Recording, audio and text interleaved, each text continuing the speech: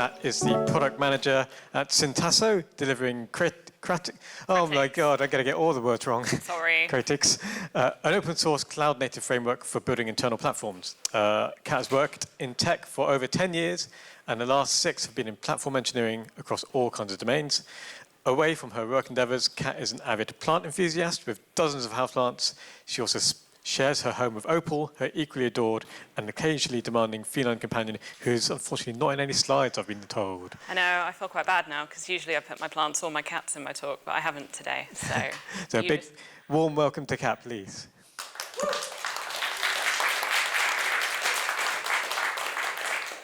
Hi, everyone. So I'm going to talk to you a little bit about platform as a product, and I've been a little bit controversial with from the trenches here, but every platform product manager I've spoken to, be it they come from product management or they come from tech, or anyone trying to do platform as a product, tells me that it is a horrible, painful endeavor, even if the results are great and worth it. So I wanted to give a slightly cathartic talk, so indulge me for the next 45 minutes. But hopefully you can learn from some of the mistakes that I have made over the last 6 or 7 years in platforms. So we're going to start with a very young-looking me and my team, and I've realized I've got a laser pointer here, so you can see that's me, and you can tell how long ago it was by how short my hair is. This was 2020. It was in lockdown, obviously, and it was my first platform product manager role. Not my first role on platforms, but the first one where I'd had proper responsibility. And it ended up that way in a kind of mean set of circumstances. Platform as a product had been sold to the customer. They were really excited about it. By this tech architect who was a very smart, very clever guy who then quit the company, and they had a big hole to fill. And they were like, Kat, up you come, your turn. So it was my first real responsible job in platforms. And it was actually a really, really big project for this company. So they worked in insurance. And the majority of their software so far had been self-hosted in Rackspace on their own premises or on their customer sites. So everything was done with essentially ship CDs over, ship hard flash drives over, and loaded up into either customer on-premise or into this Rackspace themselves. And they wanted to move to the cloud, obviously, because everyone wants to move to the cloud. And that meant that we had to take the POC that they built and everyone was really, really excited by, and then move all of the databases, all the data, all the services, all the governance, all the compliance, all of those cool, fun rules into the cloud. So not the most relaxed experience for one's first job as a platform product manager. But I've been in the game of product a little while, so I kind of knew what I was doing a little bit. And I started building some of the core things that we do at the beginning of a project. And if any of you have done like Agile stuff before, there should be some common things here. So we ran an inception, which is usually a 1 to 2 week period of figuring out what we're doing. Why are we building something? Why are we doing anything in the first place? You go through some UX things. So you talk about customer journeys. What are we doing today? What should we do tomorrow? What are we overall trying to achieve? And then some cool things like trade-off sliders, which is figuring out where can we compromise, what are we comfortable doing, what are we comfortable not doing.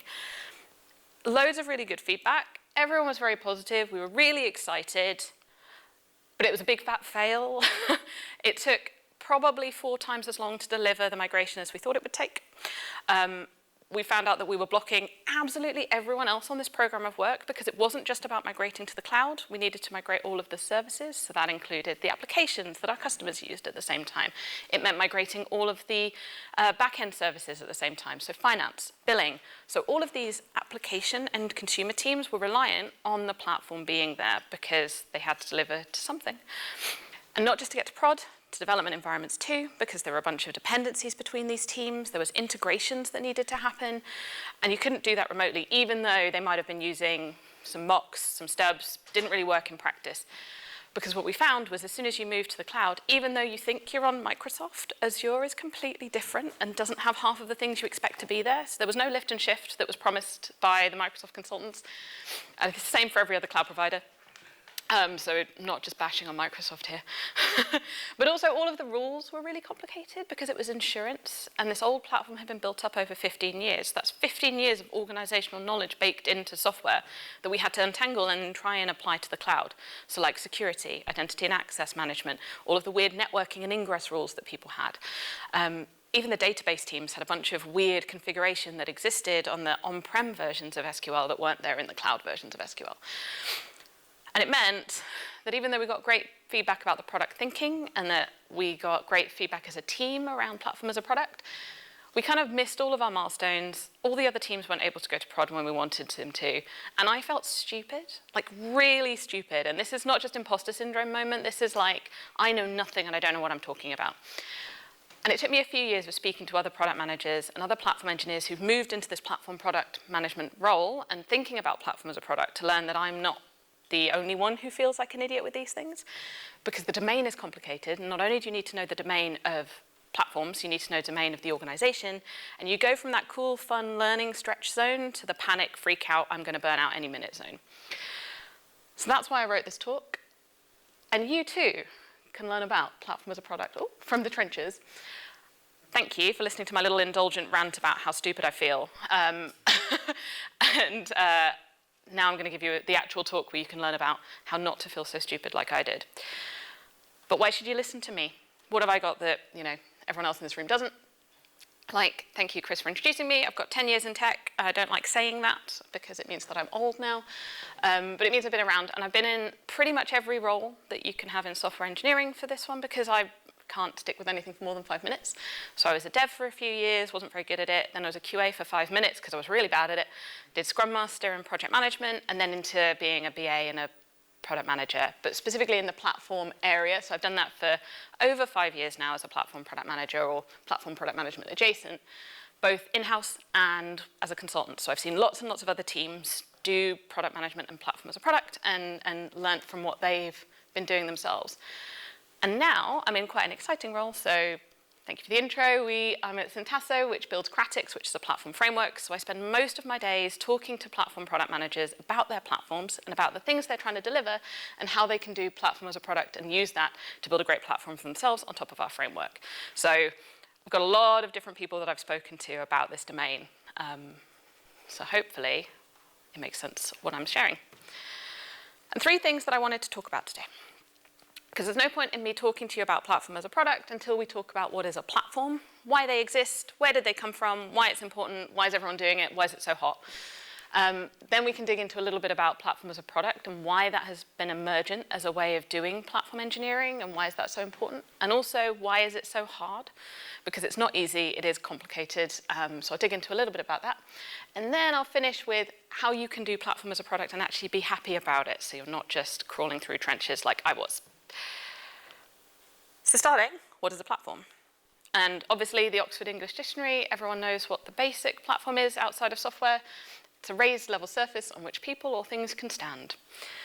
And Gregor Hoppe, if you know him, he wrote Platform Strategy, Innovation Through Harmonization, but also the Architect's Elevator, was at Google for a really long time. Very, very smart man. He's defined it as a raised platform elevates you. Building on top of a platform means you don't need to start from scratch. So this one's really important. That's where the platform concept comes from. It's about raising above that stuff that's already there. Building on top of things that have already been created. So you're not starting from zero, you're starting from someone's already done some of the thinking and some of the heavy lifting for you. Team topologies, tick this off your bingo card if you haven't already. This builds even more on top of that experience of what are we building on top of? And they bring in the idea of customers. So thinking about who are your customers of your platform, the curated experience for engineers. So what is that experience that we want for them? So we're getting into that product thinking mindset a little bit, thinking about our customers, thinking about the experience that we want for them. And then my favorite definition, which comes in afterwards, and this is Evan Botcher, and it's not just my favorite because I work for ThoughtWorks and so did he, it's because it brings all of the things that I think are important about a definition together. So he talks about a digital platform. So you have the domain, you have the context. It's a platform that is in the digital ecosystem, so it's probably for developers. He talks about the compelling internal product, and I'm not excited about that just because I'm a product manager, but because it's about being compelling and it's about product thinking. And then I think most importantly, because it isn't brought up in any of the other definitions, is about what it is. What is a platform comprised of? What are the capabilities that a platform should deliver? And it's about self-service APIs, tools, services, and knowledge, and support. So it's that capabilities and how we're going to get those things to consumers. So that's what a platform is. Why should you use it? Because it is going to be expensive and it is going to be a heavy investment to your organization. It doesn't come for free. You're probably spinning up a new team. You're probably spinning up some expensive cloud services when you do it. So I thought a little bit about why businesses would want to do this, and I looked up for the longest time to try and find a blog that was more recent than this, that had anything about big business challenges that weren't to do with AI, and I could not find anything.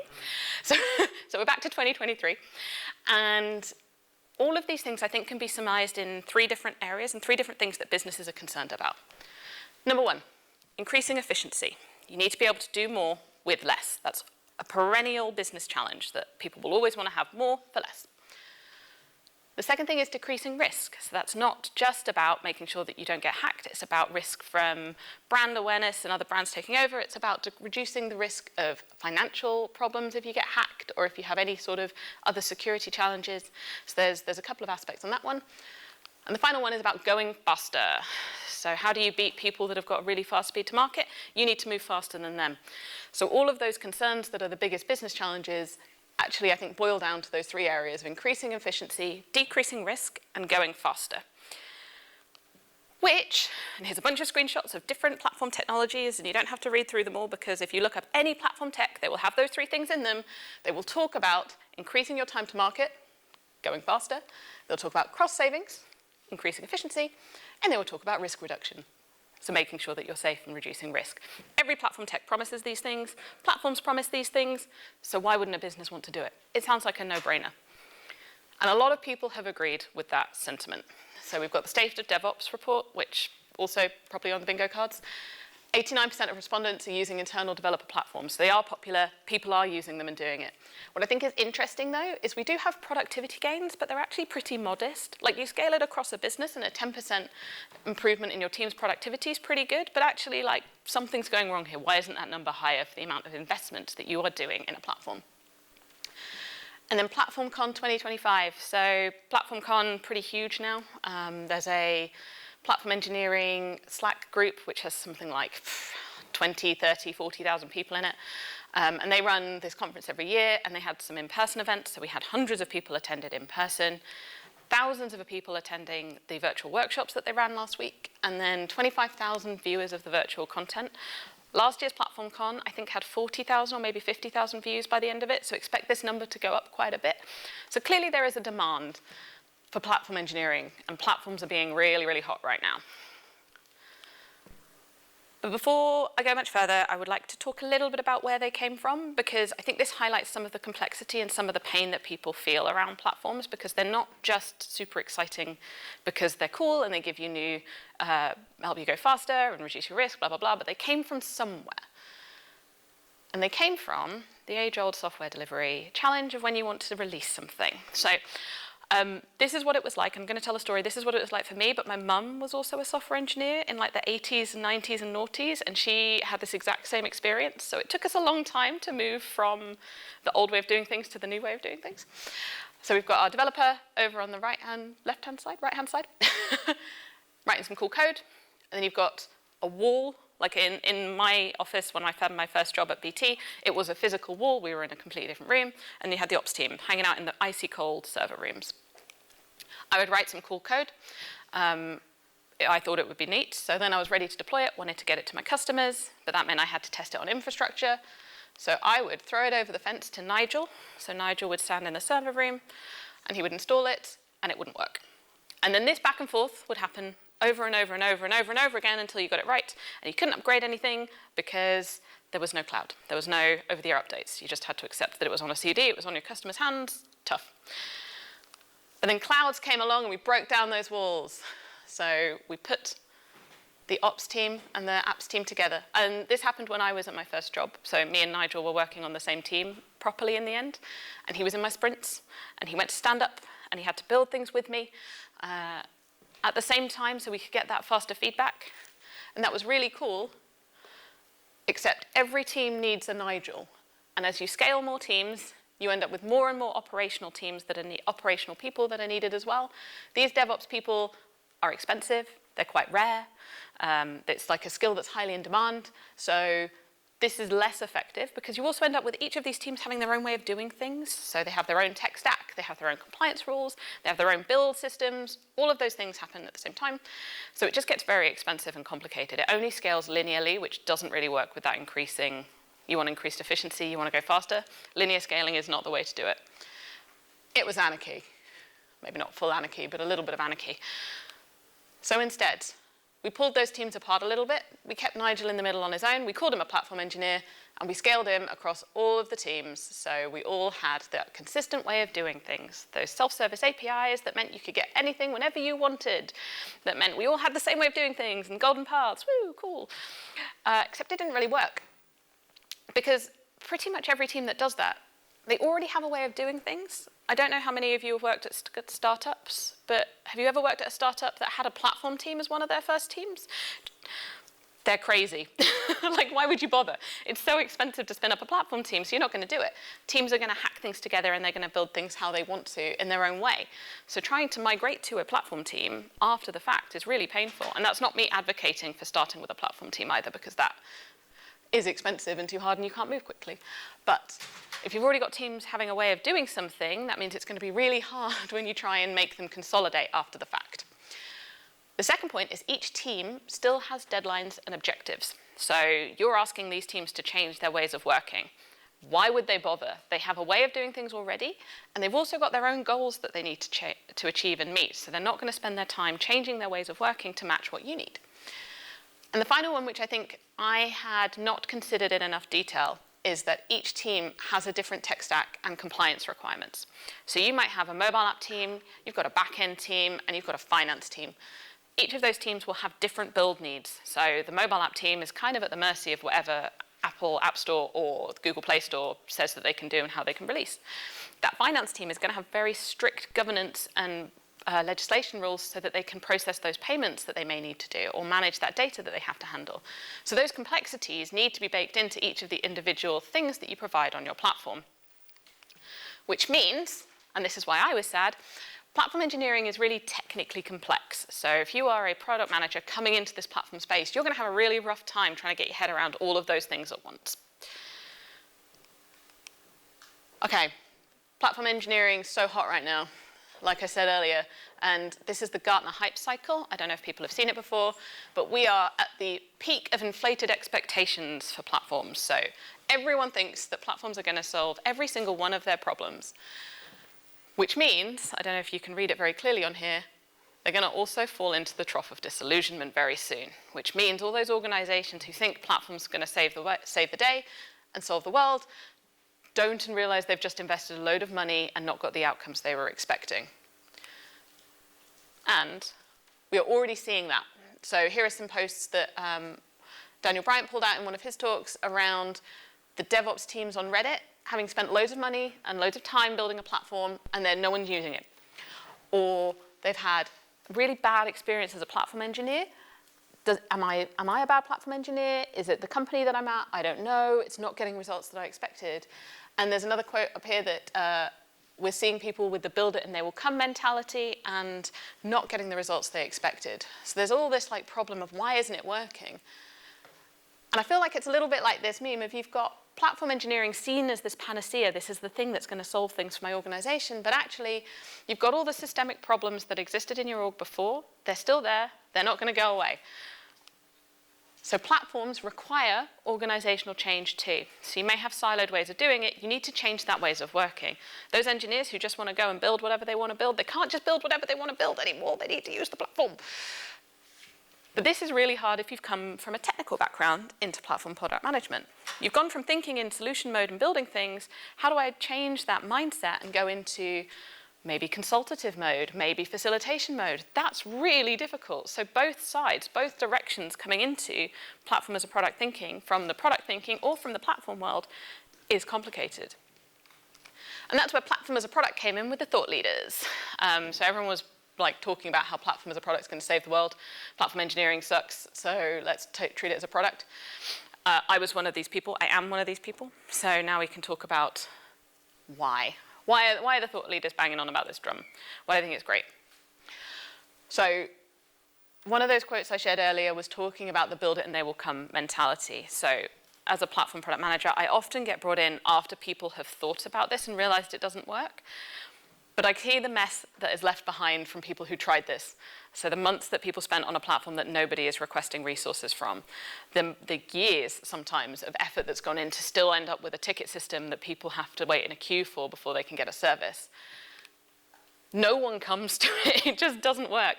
And I think this was quite, when I joined these teams, it reminds me of what software delivery was like pre-Agile. And I worked on waterfall teams in my past too. And it's that thinking of, okay, I've built a thing, I've spent 2 years building a thing, we did our user research already, and now it works, and I've shipped it, and it's not delivered the results I expected. Oh no, why? And that's like product thinking came in and disrupted that in a really big way. So platform engineering wants to maybe attach itself to some of those learnings as well. So then thinking about how we built this up, this is a good blog that I found when writing this talk actually, and it talks about the things that have happened in product management to get us to where we are today. So it starts with, the Agile manifesto, iterate, collaborate, learn, all those fun things. Moves into thinking about like Marty Kagan and a powered team. So he is a big product advocate and product thinker, and he talks about how you need to have teams that are empowered to deliver what they know is best for their customers and leave them alone and they'll figure it out themselves. Through to Eric Rice and the lean startup. So start small, iterate, build on top of it. And Teresa Torres, continuous discovery and how you need to think about users. Like there's a whole load of stuff in there.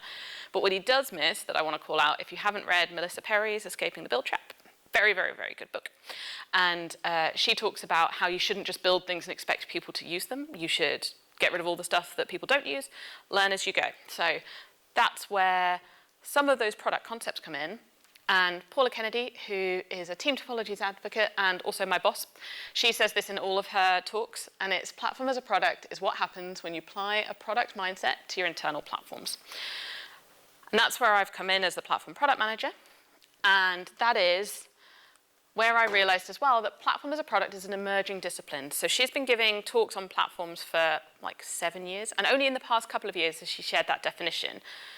Even though, if we go back, way, way back when, the first time I could find a reference to a platform as a product is from the Pivotal Platform Solutions white paper of why you should treat your platform as a product. So you can read the white paper there, and it talks about all of those concepts of customer centricity, iterating and learning, building on top of stuff that you know works and having all that fast feedback.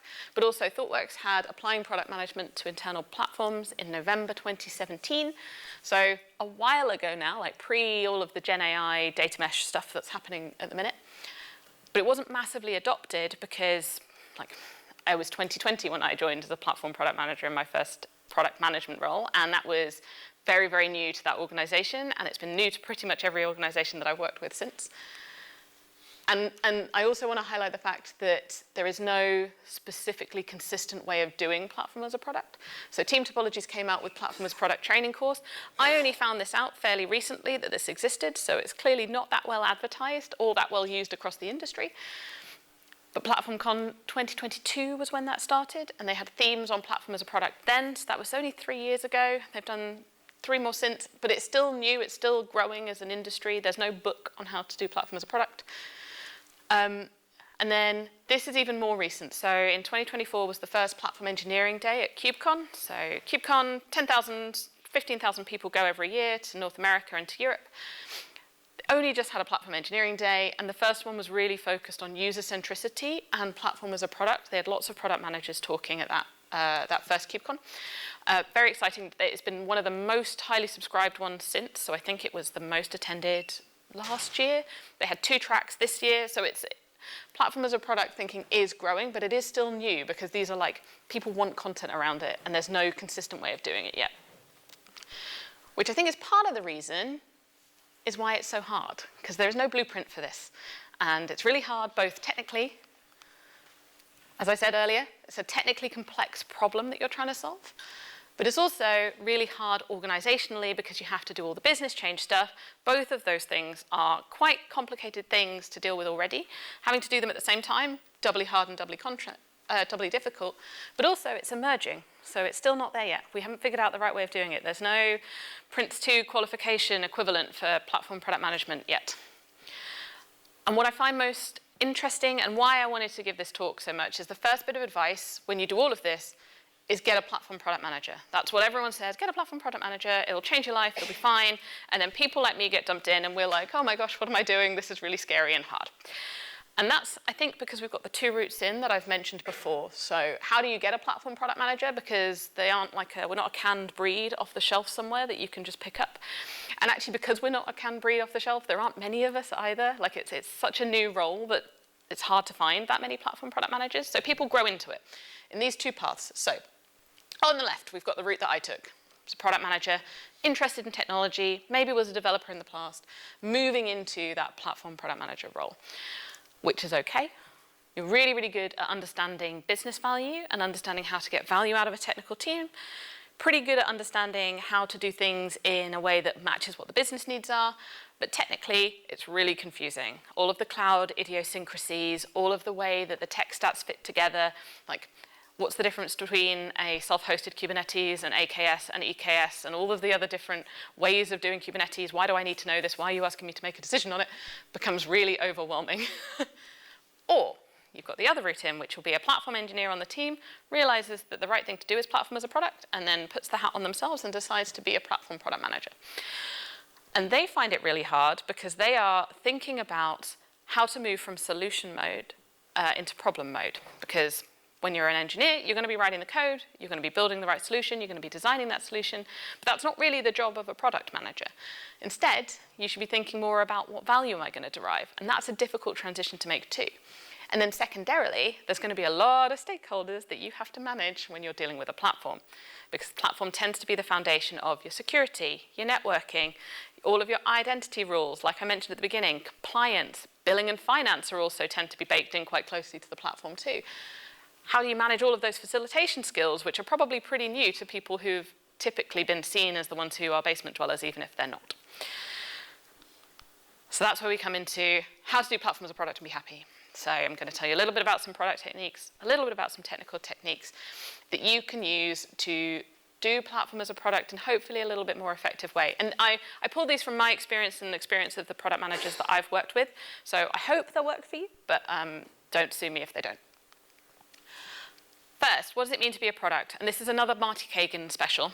So if you look up his stuff, he's got a lot of very good books, a very good blog on the Silicon Valley Product Group website that tells you about how to do product thinking. He doesn't really talk about it in a platform world, so I've had to translate a lot of the things to platforms, and that's what I'm going to pull out here so that it's not just repeating what's in a blog already. So he talks about these 4 areas that define a product and what it means to be a product. So the first one is value. Is it a valuable thing that you're building? Do people want to use it? Does it solve a problem that's not being addressed already? Second is usability, which is, can people actually use the thing that you're building? Do they have the right operating system to run on? Does it match their way of working? Is it intuitive? That's the usability piece. Feasibility is around, can we work with it in our organization? Do we have the technologies? Do we have the skills within the team to build not only today, but also support it in the future? And then finally, business viability. This one I think is one of the most important for platform teams, because business viability is all about, is this something that we can build and maintain and support in our business long term? Is it going to give us the ROI? Is it worth our investment in this thing at all? I'm going to go through each of these one by one and figure out how you can build a product that fits all of them. So time with value. And my lesson 1 for value is, valuable doesn't have to mean all the value to everyone all at once, which is where my first product, platform product fell over. Because I should have been thinking, I did my lean value tree. I could have done an opportunity solution tree, which is Teresa Torres's similar concept. But what I didn't do is really think about breaking it down to any lower level. Our vision at the time was like migrate everything to the cloud, which is so huge and lofty and didn't actually focus on any customer value. It didn't really focus on why we were doing things. It was just an activity, which didn't work. So I've learned from that since. And here's an example that I did use at a crypto bank. So it was a neobank that was trying to do virtual cards. That was the big initiative that the CEO had. And that meant we were already much more scoped, and we were already customer focused in that vision. So as you can see here, there's personas that we've come up with. I'll talk about those a bit later.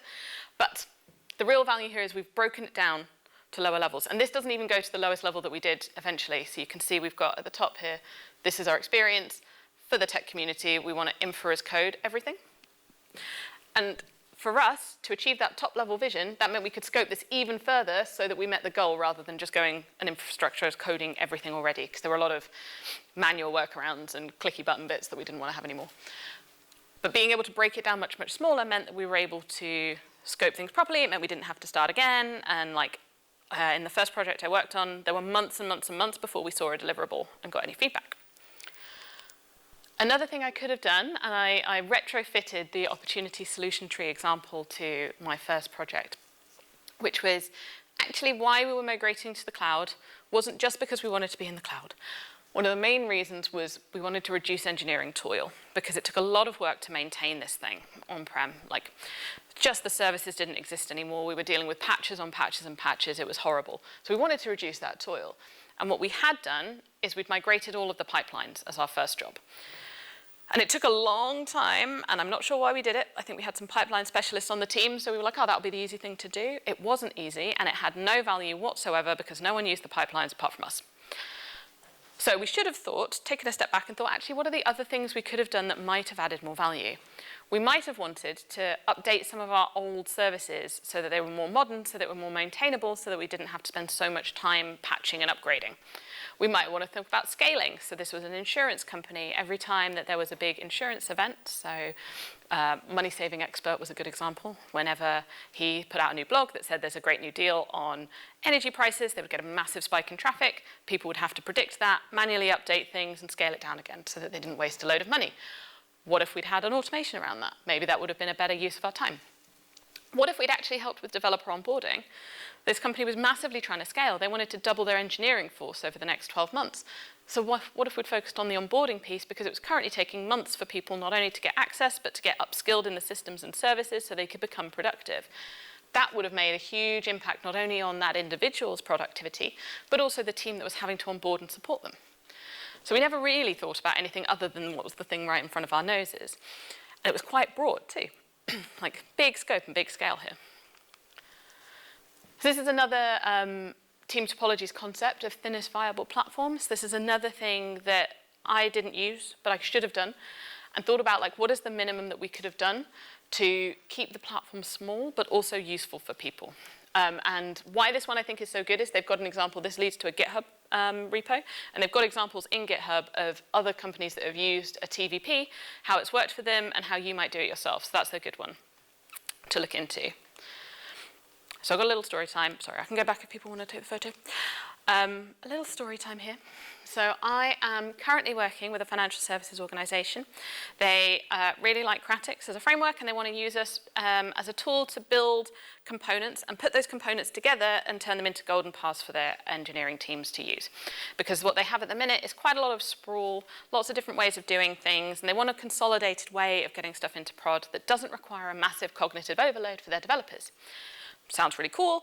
It's taken a long time. It's quite a big scope. So if you want to get something into production, you're going to need to figure out, where do I put it? How do I put it there? Where's my database? How do I connect my database through to my compute, whatever I'm using for my compute? How do I make sure I have all the ingress rules set up correctly so that people can access it? Lots and lots of things to consider. And then on top of that, they're a bank. So how do I make sure that these have all been scanned properly? How do I make sure that they're all secure? There's a lot going on. But while they've been building that, they've done a really good job of advertising their platform and trying to get people excited about using it. And what we found out really recently was one team got so excited that they have taken a copy of everything that the original team has built, hosted it separately on their own, just to get S3 buckets. Because they were so excited about the fact that they could get an S3 bucket in minutes rather than months. And I heard about this and was like, bugger. Because that would have been so much easier and quicker because they'd already secured this. They built the S3 bucket as part of their golden path. Why didn't they just release that and get feedback on that and then build up from there? Because this team is now seeing value, but they're having to self-host it. They'd rather self-host their own instance of a framework and a platform just to get the S3 buckets. Learnings in that one that we have been feeding back and trying to figure out what to do with. So the second one, that's about value, getting thin value, not providing value to everyone all at once. I want to give you some lessons now in usability. So one lesson that I always have to remind people around platforms is that platforms don't have a very big captive audience. For platforms, application developers are your users. So application developers are the only people who are going to be consuming from your platform that you're building. But worse, there are a finite number of them in your organization. You may have 100, you may have 1,000, but there are not that many. You are not Amazon. You've not got billions of people trying to consume your services and consumer products. And if you piss them off, they can and will find another way of doing the thing that you want them to do. So developers are the worst for shadow IT. They're absolutely bananas for it. It's really annoying, and it means they're not going to use your service unless you have built something that they want to use, that they can use. So we've already spoken about the value. How do they get access to those services? How do they do it in an effective way that they want to use and they won't go and build their own shadow IT? That's something you need to think about. There was I think it was in, was it Goika's talk, where he had that if you retain people, you save a lot more in the long term. And it's exactly the same for developers. There's, like, if you lose people, they're not going to come back because they've built a way of doing it themselves. The second lesson I've learned around usability is if you are a platform product manager or you're doing platform as a product, you need to learn UX, because platform experience designers are even rarer than platform product managers. And experience design is so important when it comes to building things because you need that experience to work. So you need to learn how to do it. And actually, we've done this quite well in that first product I was talking about. So we did customer journey mapping, and we did it in 2 ways, both of which worked really well. So the first way that we did it is we sat with the teams, we gave them a scenario, and in this scenario it was like, you want to deploy a service to prod for the first time, how do you do that? And we asked them how they would do it today. Took notes. I had the whole team involved, so I can't recommend that enough, is that it shouldn't just be one person, it should be everyone collaborative. You each get a job, so these things on the side, everyone gets a job to pay attention to it. So one person facilitating, one person looking out for the touch points, documenting the actions, documenting the pain points, writing up the solutions. Fill in this, it will give you a really nice map of how things have gone well or not gone well, what works in the journey, what doesn't work, what people like to do, what they don't like to do. And the second way we did this was via shadowing. So I'd have the team, all of the team there together. I'd ask them to do a job today and just let them do it and watch them. And I would ask, why are they doing things as we went through, watching them do that thing today. This is where working remote can actually work really well for you, because you can hop on a Zoom call or a Teams call and record it in action and play it back later, so that you're not just making up whatever notes that you had in the time, trying to understand what you meant when you wrote something that was really unclear, but you can rewatch it back. So that's understanding the pains, that's understanding what hurts today. What do you do with that information? How do you figure out how to build an experience that does work for them? Well, you watched this conference talk that a lovely lady called Whitney Lee and Abby Bangsa did, and this talks all about the interfaces versus the capabilities for your platform. Because each capability that you've got may have a different interface. It probably will have a different interface because some will work better than others. And it will depend on these things down the right-hand side. So how much autonomy does someone need when they're trying to do that capability? So if you're trying to authenticate to a tool, how autonomous do you need to be with that? How close do you need to be to the information there? Like, how much context do you need to have? What skills do you have in both the capability and the interface? And figuring out which one of those mesh well together can be really, really powerful when building a platform. One mistake that I see all the time is that you just shove it all in Backstage, or you shove it all in a developer portal, and then that means that everyone can get everything they need and it's happy days for everyone. It doesn't work. Like a day one experience, clicky buttons, great, but actually you want to automate that. You want to put it into your pipelines, you want to put it into tooling, you want to make it code. You can't just do that in Backstage. So thinking that there is one way of doing everything, and that one way should be your entire platform experience, will mean that you will get shadow IT. So think a little bit about this. Another thing that I spoke about before and I said I'd come back to is personas. So a big concept in product management is about user personas. That still holds for platform teams, and it's not just about thinking about what are the personas of your developers, it's thinking about other personas in the organization that you have to deal with. So in the crypto bank experience that I was talking about, we cared about the tech community, so that was mainly for our developers, but we also cared about our end banking customers because they wanted a very stable platform that wasn't liable to risk or wasn't liable to get hacked. We cared about the delivery community because they were getting really annoyed in this org by having to wait 2 months for a service to be spun up for them. And the management really cared because they were spending about $1 million a month, I think, on their AWS bill. So they really cared about the financials behind this thing. So they needed to be able to have clearer transparency on not just the finances, but the governance rules. So the audit was easier. So there were a lot of different people who cared about it. And this is the platform working group at the CNCF. They've come up with a platform as a product personas blog, which is very short, very easy to read. Goes into some detail about different roles. They talk a lot more about the security teams in your organization and how you can support them as well.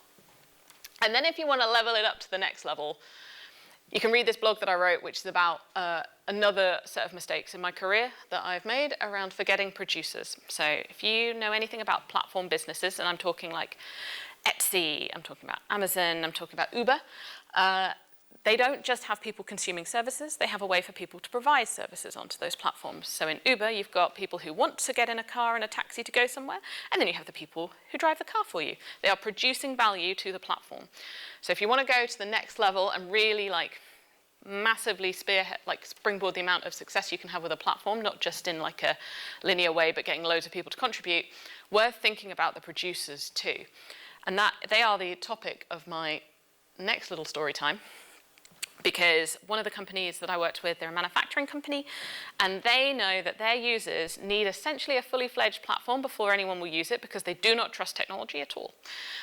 These users it's a very old school company, very legacy, so it needs to look very polished and very ready before they'll trust that anything works on there. And they realized that one platform team could not provide all of those services with the level of value and the level of rigor and compliance that they needed. So instead, they focused on that producer experience so that all of the other teams, they had database teams, all in their own little silos, database, security, networking, all of those things I was speaking about before, authentication, they could all provide services to the platform as well. So they sat with those producers and they thought, how do I make sure that they understand how to contribute to the platform? They ran workshops. They shadowed with them to how do they produce and provide those services today? How do I use the skills that they've already got to contribute to the platform? Do I need to sit with them and write code with them to get it onto the platform? If yes, let's do it, because that's going to be way quicker than me trying to do it myself. So they focused about that specific persona experience, and that's how they focused on their usability. So it's not just a one-way thing. It's not just about consumers for that organization. It might not be the same for you. Okay, oh, that was me, sorry. Next one on there is feasibility. So this is about, can we do it? Technically, do we have the skills in the team? Stop. The only thing to say about this is stop, this isn't your job anymore.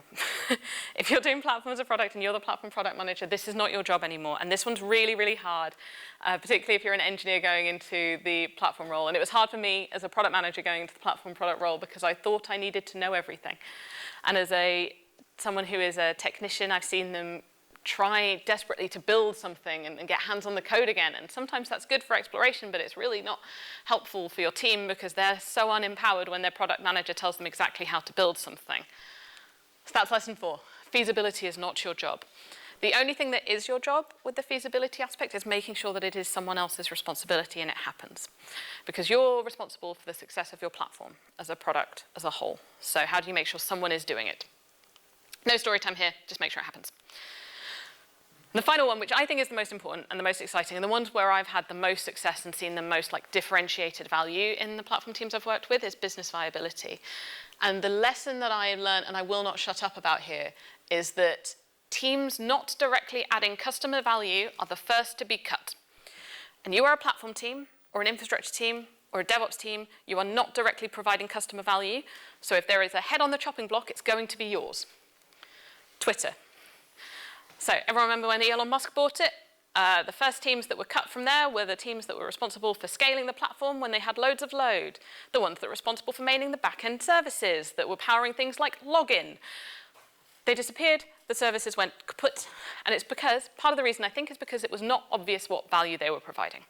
Now, Elon Musk is a nutter, so I'm not sure it would have made any difference anyway, but could be contributing. Second one is me. As a platform consultant, if you are a consultant, you are very expensive. What team are you going to cut? Is it going to be the one maintaining the back-end services that you don't see any value as a CEO, or is it going to be the one adding the shiny new buttons to the app that you've deployed and you can see and play around with yourself? It's going to be me. I'm getting cut. And the last one, and this one might resonate more, is every platform team ever, when their investment gets canned and they are back to being a ticket shop with no automation and only spoken to when things are on fire. So I work with a lot of teams that are trying to do these platform initiatives with automation now. Really love it, very exciting. However, they are often the ones that are the first to being on the chopping block. And the projects don't work because they can't write an effective business case, because they can't explain the value of the product that they're trying to move into production, the way of thinking it. And that's where that business viability piece is so important, because your boss needs to understand the value that you're providing. And we did this really effectively at that financial services company, because what we did was we took all the way up to the top of the organization. So they had this big initiative. They wanted to do the virtual card. Fantastic. Love it. But what we did, we could have done something that was much, like technically, by the books, logically higher value, which would be about maintaining all of the services and upgrading the services that were there already, which would have reduced costs by quite a lot. But the CEO didn't care. He wanted that virtual card thing to be super successful. That was what was the most important thing to him. So we made sure we were aligned to it. And that's what the previous example I shared had. We were aligning exactly up to that virtual card thing, and it was still valuable for other teams because they were able to deliver services that were new and exciting and innovative. It just didn't help with the maintaining the old ones. So as we aligned ourselves all the way up, we were able to get a lot better results and a lot more buy-in from the CEO. And this is what I should have done in that first project, is try and figure out how do I get all the way up to something that is a business objective. So the business objective at the time was all about moving existing customers from the old platform to the new platform.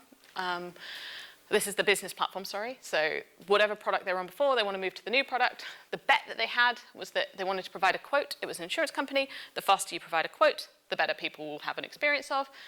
They want to deliver it in a streamlined way. They had a whole team that they spun up to deliver this new quotes engine.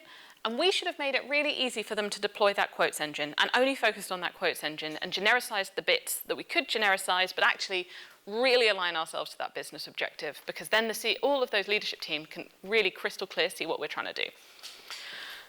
Okay, I've spoken for a long time now. The TLDR slides, I'll go through quickly. Platforms are hot. They make you go faster, decrease risk, and increase efficiency. Everyone wants those things. Makes sense. But they're hard because they're technically complex and they require that org change. Platform as a product wins because it learns from what we've learned from building consumer products and has an actual history of success. And you can do it right by following my platform as a product lessons, which we've just been through, and they are up here. Value doesn't have to mean valuable to everyone all at once. Platforms don't have a big captive audience. You need to learn UX. Feasibility is not your job anymore. And teams not directly adding customer value are the first to be cut. That bottom one is so important. You need to align yourself to that customer value as closely as you can. Whew, thank you.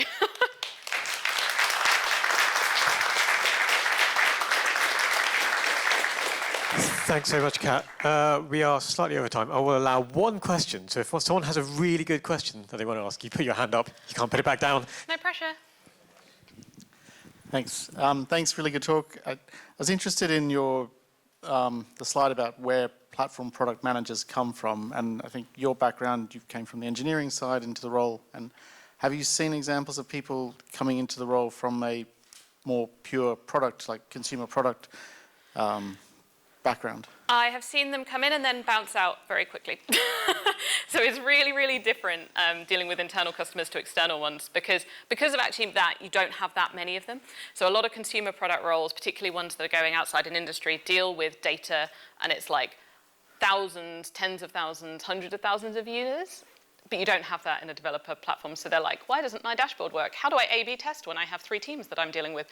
So it's quite a different skill set that they're having to manage. The ones that come from B2B tend to do a lot better. Yeah, thanks. No worries. Cool. I'm sure Kat will still be around for the rest of the day and at the beach, maybe? Yes, I'm at the beach. So if you have burning questions, please ask them there. But other than that, thanks very much, Kat.